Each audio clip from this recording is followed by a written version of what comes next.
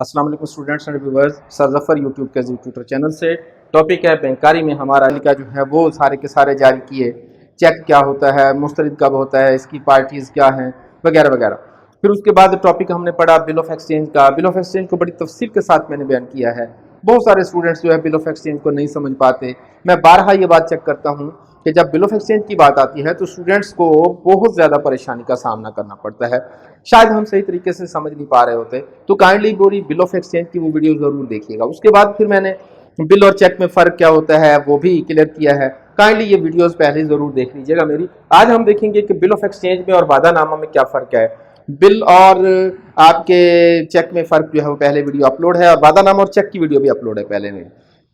हम यहाँ देखेंगे बिल ऑफ एक्सचेंज। सबसे पहला फ़र्क स्टूडेंट ये होता है कि बिल ऑफ एक्सचेंज में फ्री कैन की तादाद 3 हो सकती है, 3 से ज़्यादा भी हो सकती है। बुनियादी तौर पर यहाँ जो बिल ऑफ एक्सचेंज में जो तादाद होती है वो होता है, एक ड्रॉवर होगा जो कि बिल को बनाएगा, एक ड्रॉवी होगा जिसके नाम बिल बनाया जाएगा, एक एक्सेप्टर होगा जो कि उस बिल को एक्सेप्ट करेगा। कभी कभी ड्रॉवी और एक्सेप्टर एक ही होता है। इस पर बड़ी डिटेल से वीडियो मेरी मौजूद है, ज़रूर उसको देखिएगा।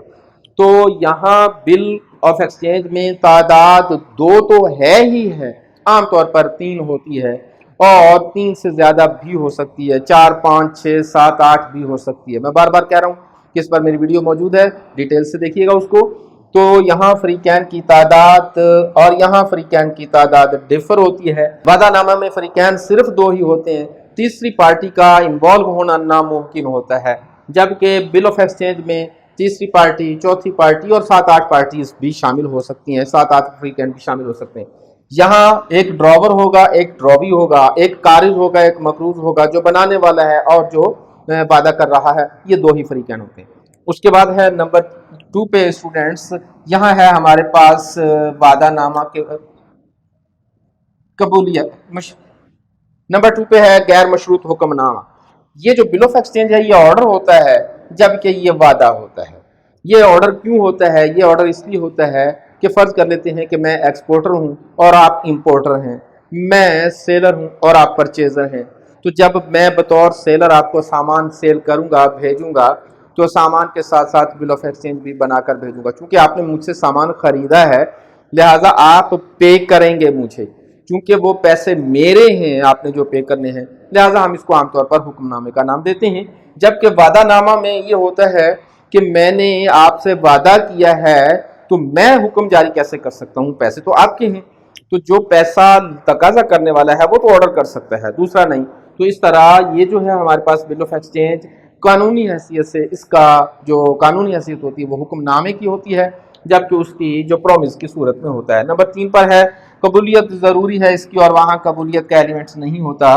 जब आप बिल ऑफ एक्सचेंज बनाते हैं, मैंने बिल ऑफ एक्सचेंज बनाया, मैंने ड्रॉ किया, मैं ड्रॉवर हूँ, और मैंने आपको डिस्पैच कर दिया, सामान लेने से पहले आप उसे एक्सेप्ट करेंगे।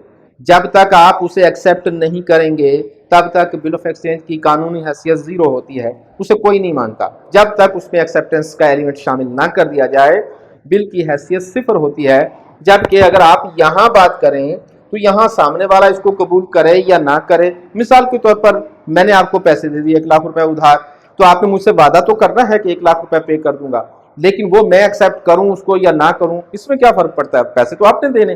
तो आपकी हैसियत जो है वो ज्यादा स्ट्रांग होनी चाहिए। इसका बुनियादी फर्क ये होता है कि यहाँ कबूलियत जरूरी होती है और यहाँ कबूलियत का एलिमेंट जरूरी नहीं होता। तो स्टूडेंट नेक्स्ट फर्क जो है वो इसको हम पहले पढ़ते हैं, फिर हम इजी हो जाएंगे।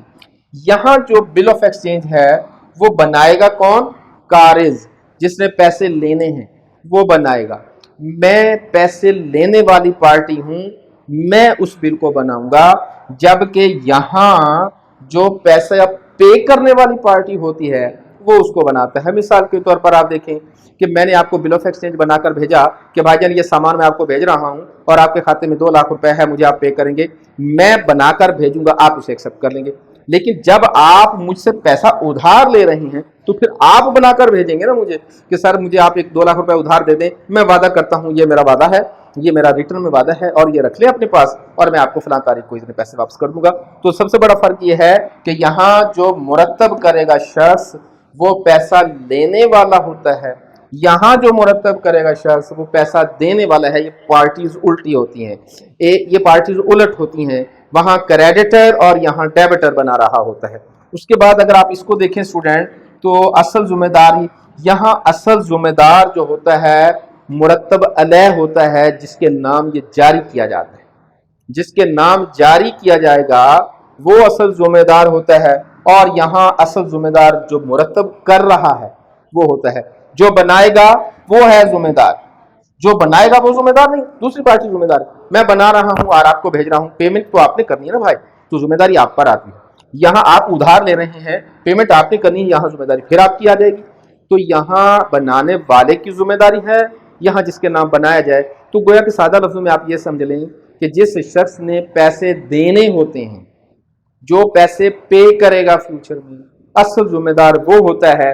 क्योंकि यहाँ पे करने वाला वादा करने वाला ही होता है, ये जिम्मेदार होगा। यहाँ पे करने वाला बनाने वाला नहीं होता, दूसरा होता है, इसलिए ये जिम्मेदारी में फर्क आ जाए। उसके बाद इस्तरदाद का फर्क स्टूडेंट, यहाँ अगर बिल ऑफ एक्सचेंज मुस्तरद हो जाए, ये भी मुस्तरद हो सकता है, ये भी मुस्तरद हो सकता है।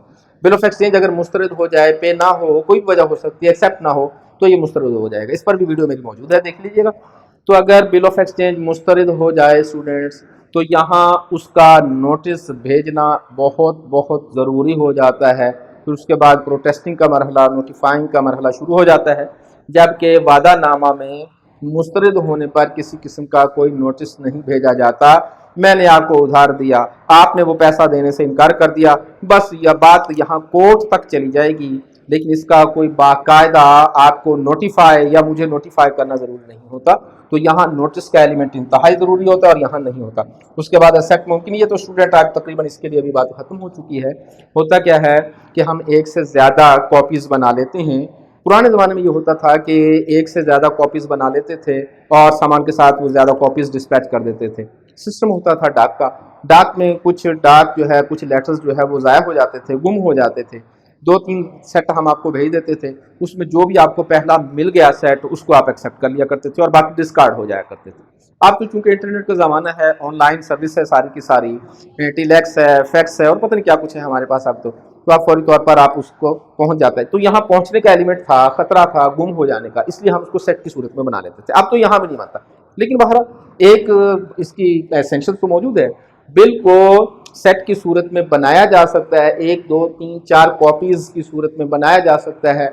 वादानामा की किसी किस्म की कोई सेट की कॉपी नहीं होती, उसकी एक ही कॉपी होगी। यहाँ कॉपीज़ मुमकिन होती हैं, अब भी हो सकती हैं, जबकि यहाँ ऐसा नहीं होता। तो स्टूडेंट, ये छोटी सी वीडियो थी हमारी आज। जाने से पहले आपको ये भी बताता चला जाऊँ कि आप हमारे इस पेज पर जाकर, आप हमारी इस साइट पर जाकर भी डिस्कस कर सकते हैं, तमाम बात वहाँ भी आप अपने शेयर कर सकते हैं हमसे। क्या लिखेंगे आप? ztutor.blogspot.com।